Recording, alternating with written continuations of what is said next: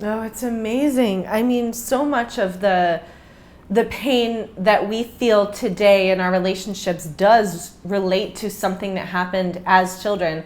It doesn't mean like Hunter, he's going to feel immense pain from something I've done. I can't help it. We as moms cannot help it. We will hurt our children.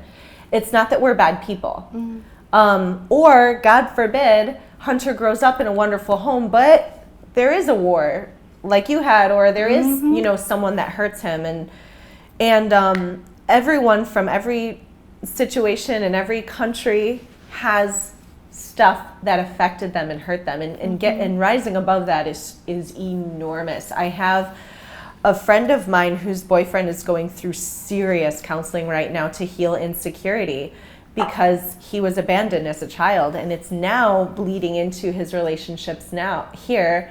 I did a lot of work actually after you and I spoke around why do I feel this insecurity,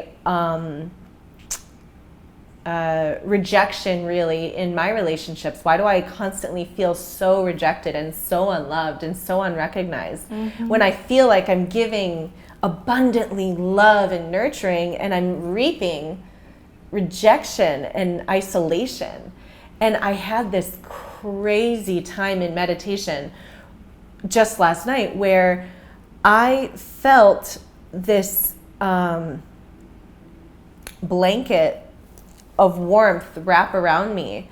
And I had this flashback to being a child and my mother going to every child's room in the house except me. And it happened night after night after night. And I don't know if it's because I was the oldest child.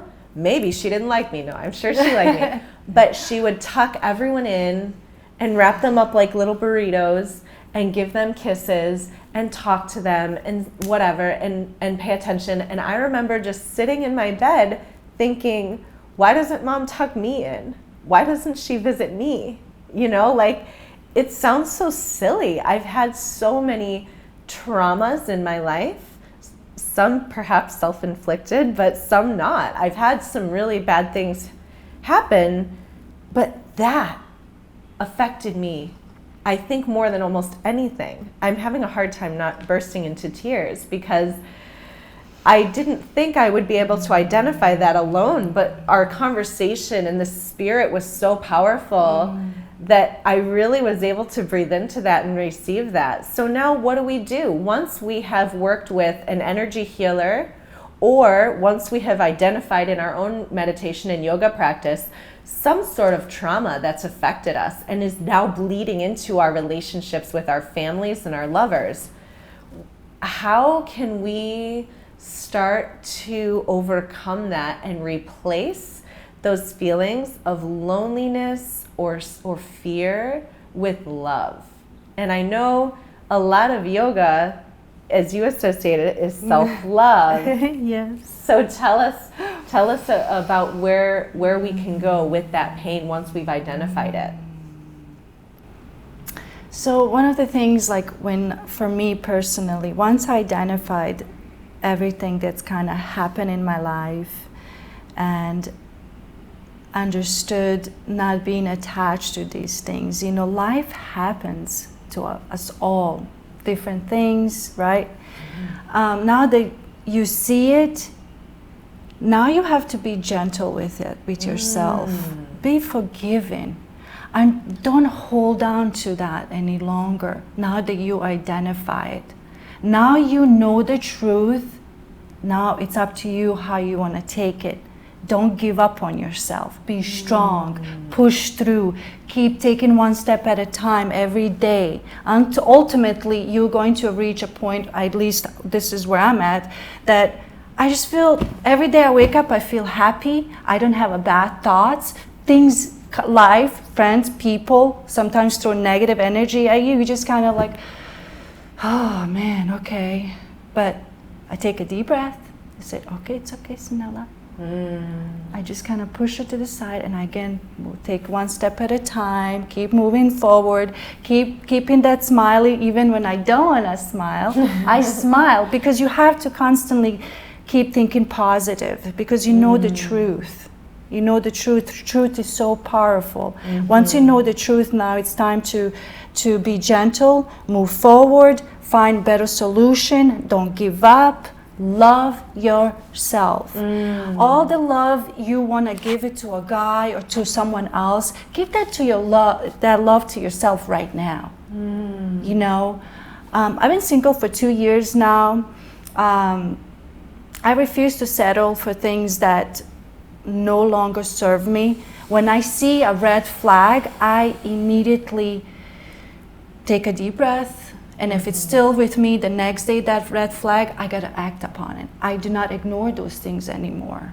You know, these are the things that you will achieve on the end as you move forward more in a positive direction of your life. Loving you, taking the time to take care of you no matter what.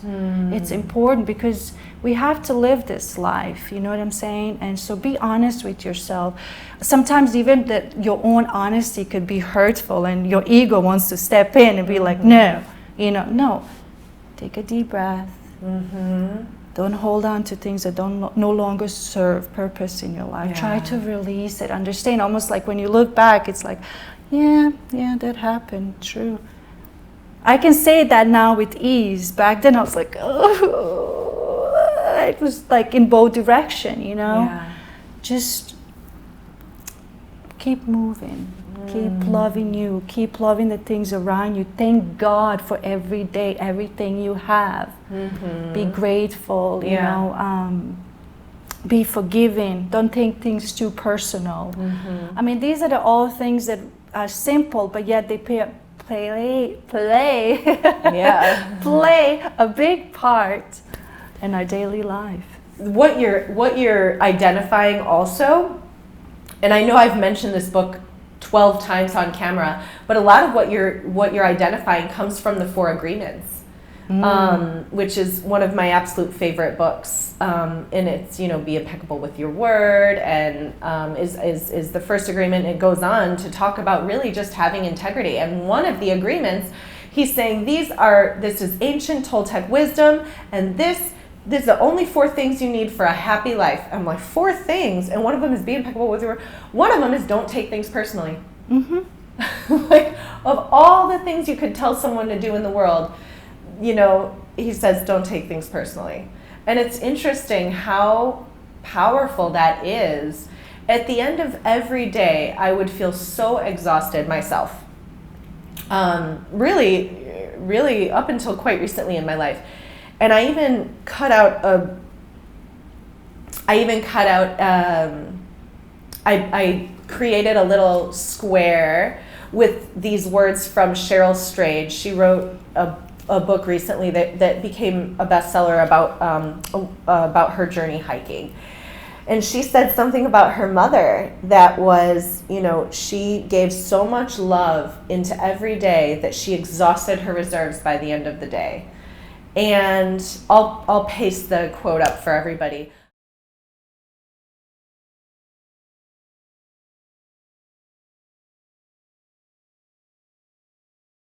But I always thought that I went to bed exhausted because I gave so much love away.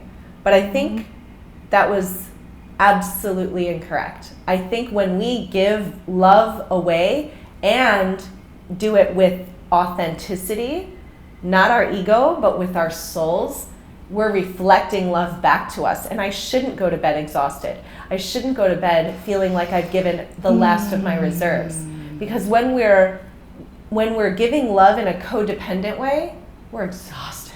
When we're giving love in an abundant way and then reflecting and receiving love back, that is when we go to bed and we got that smile on our face. And I look at my clock and it's 11:11. Yeah. Because you know me with that number. I have something to say about that. The love.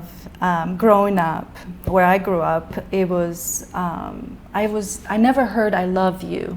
It just doesn't. First of all, it doesn't run in my culture, so I have to just put it out there for you guys. It was more like they show you love. They do things for you. That's how the love was shown. But also, it was very confusing when I came to America. When a man first time told me "I love you," Sanela, I was like, "Oh, what do I do?" I love him, but I don't, you know what I mean? I didn't really know. But for many years, I thought that if I'm constantly doing things for you, for my lover, for whoever, I'm loving and I'm always giving him love. I'm like, why can he love me this way? I love him. I do all of these things for him or her, you know, my friends, family, whatever.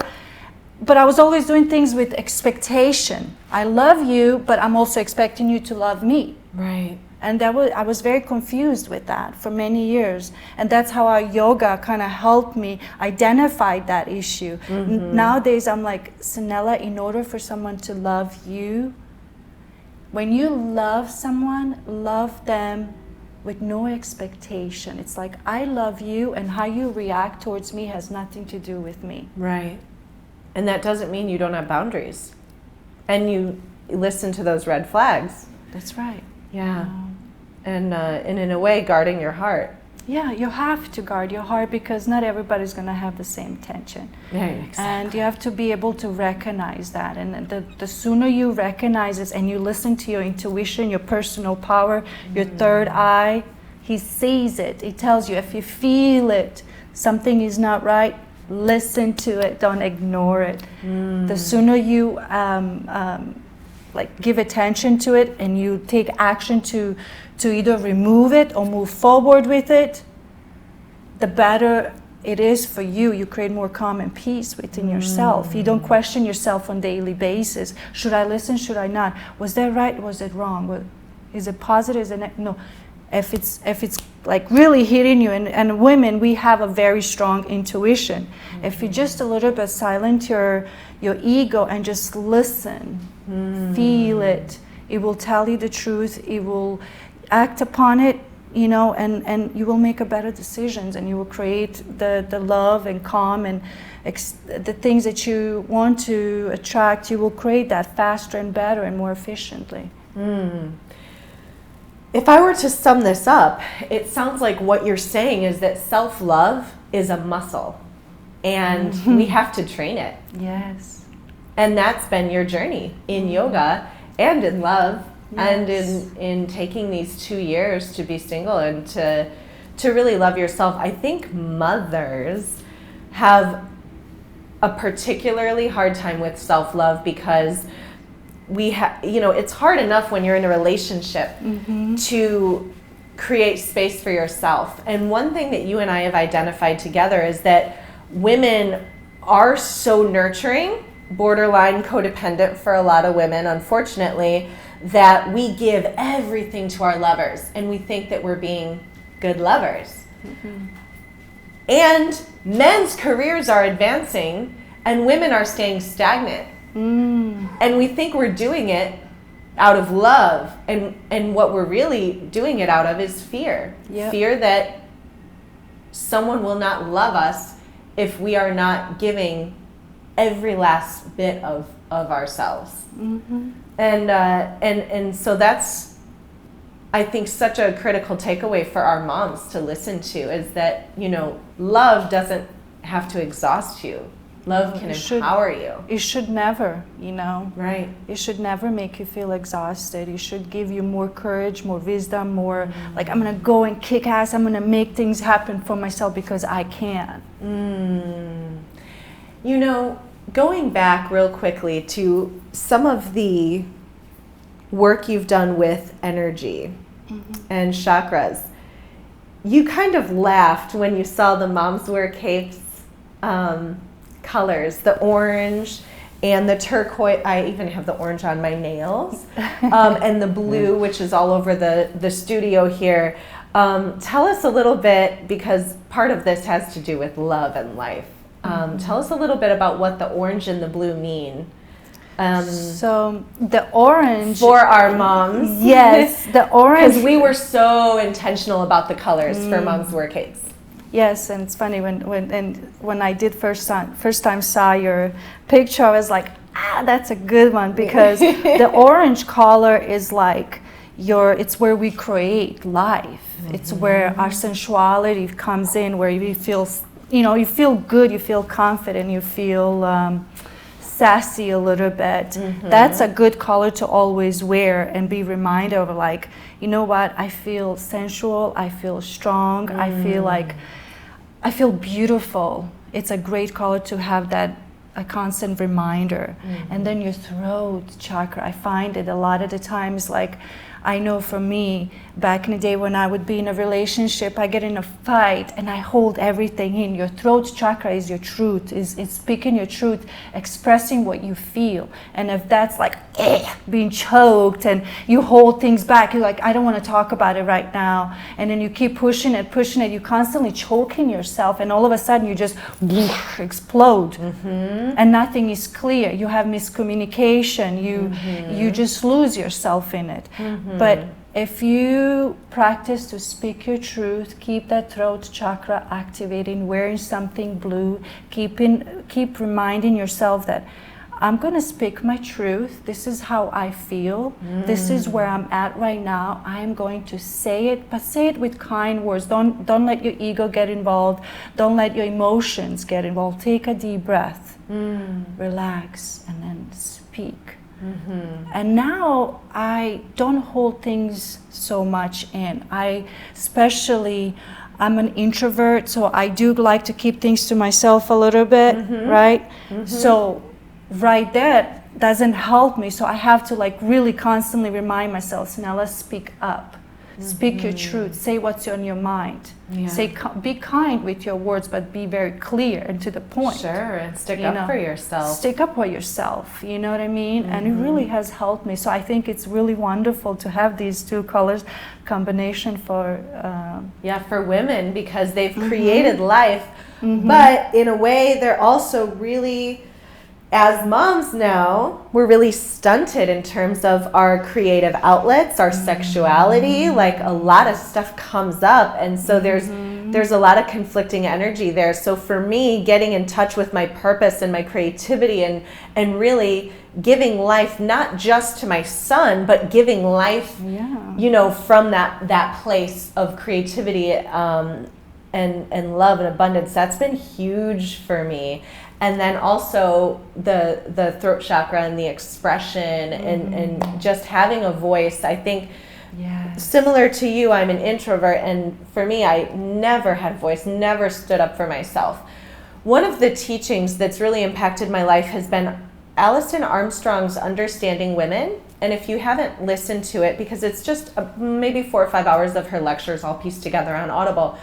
If you haven't listened to it, I'll send it to you after this. She talks about 2 things that really impacted my life, and one of them was the petty offense file. And it's when lots of little things hurt you and you don't express it and you block it and shove it down. So she calls this the petty offense file, and it's getting full of different offenses that, you know, and then all of a sudden when the petty offense file is full, everything comes out, and she calls that the rage monster. And the rage monster is cussing and swearing and hitting and throwing and yelling and making a mess of things. And all of a sudden one day I said, what she's saying is true, but it's not true for me. I don't have to have a petty offense file. I don't have to become a rage monster. I can live in my truth. I can live self-expressed in my creativity and in my feminine and sticking up for myself, that I don't have to become a rage monster. And my son will never have to see that, you know? And so that's where I think I love Alison and I love her teachings, but that's where you're hitting into like, well, maybe it doesn't have to be that way. Maybe we don't have to lose our shit. Yeah, we don't. You know, a lot of times guys get discouraged to talk to us because, you know, we lose it. We are throwing this, we're throwing from yesterday, from a month ago, from 3 weeks ago. We're putting everything in one and just blowing it out. I've done it.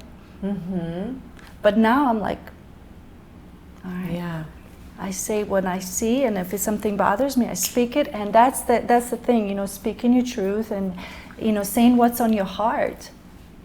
It's amazing how falling in love with yourself allows you transformational. to love everyone else around you so much more. So much more. I'm actually excited to fall in love one day again. Like literally, from going 2 years ago thinking that I will never love again, I hated men, blah, blah, blah, blah, blah, right? Yeah. To actually, it has nothing to do with the guys. It had everything to do with me. Yeah. I had to recognize my ways of thinking and having the expectation from a guy. It's not, it's not his fault that he doesn't love me the way I deserve to be loved. So I can't get upset with him anymore. Instead, I was like, you know what, today I love myself so much and I respect my body, my mind, my spirit, and where I'm at in my life, that when I think about possibility again, fall in love, it excites me, gives me like this, like, woof, I'm alive. I'm not afraid of it anymore. Yeah. I'm not afraid of it. I just hope, that I am always staying this conscious of myself and my love, the love I'm building inside me, and not being afraid, not being afraid anymore.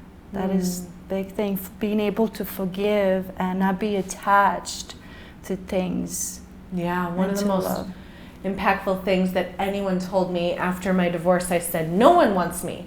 I'm a single mom, I'm divorced, I have a toddler, no one wants me. And she said, that is, first of all, that's not true. And second of all, every heartbreak we have, every breakup or divorce, that's only preparing you for a greater, deeper, more authentic, more beautiful love. And I'm not promoting divorce to our moms, but I'm saying, no. Take that moment and make it something that gives you more capacity for love. And definitely makes you more selective about who you love next time. Yes, be selective, be picky and understand yourself and give yourself what you deserve. Don't just settle. A lot of the times I find like we women just settle, even guys do, you just settle. Because you want someone. Yeah, you want someone. Don't be. Like last 2 years, believe me, I wanted to like jump in a relationship and be with someone, but I said, no, Sanela, you're going to trap yourself again. And you're going to take that pain and suffering and all the other nonsense that you experienced in a previous relationship, you're going to take it with you into this relationship. So I said no, until I clean my heart, clean my soul, clean my body from that energy. And when I enter a new one, I want to be fresh, I want to be present, I want to be happy. I don't want to have any package. I want him to experience me, not my past. Yeah. So it feels so good to think that when we are living that really the yoga life, breathing, meditation, continual commitment to self-improvement and self-discovery, continually eradicating the pain in our past, that for those of us who are single and looking for love, we're closer to actually connecting with that soulmate, as opposed to the idea that there's so many fish in the sea. Yeah. Well, that's bullshit. There are a lot of fish, but there's maybe only, I don't know, 100,000, 1,000 men that maybe I would connect with at a soul level. I'm gonna wait. I don't know where he is. Maybe he's in, Chile. Maybe he's in France. He's somewhere out there. But it's worth waiting for. Exactly, and taking your time and each day falling in love deeper and deeper with yourself, and not being selfish with that love. Because for me, it's like I have all this love inside me, but then if I only keep it to myself, it's very selfish. I want to share and spread the good vibes all around, and the love, all around me. So it feels good, What I'm going to do for the Moms Wear Capes audience, before I leave today, I'm going to make sure that I post just a few videos that we've discussed, and I want people to check out some of your training, because I know you've done a lot of it and you're going to do a lot more. So we are going to follow alongside you as you share your practice and share some of these these love and life and body hacks that you've discovered. Is there anything you want to leave the audience with today before we sign off until next time? Well, be kind and loving to one another, and most importantly to yourself. Absolutely. Yeah. Self-care all the way. Yes, self-care all the way, baby. Thank you so much, and thank you for joining us. We're really grateful that you were with us in the studio today. I'm going to post a lot of links. I want you to check Sanela out. Check out everything she's done, because she brings so much love to your body and to your heart. Thank you, everyone. Thank you.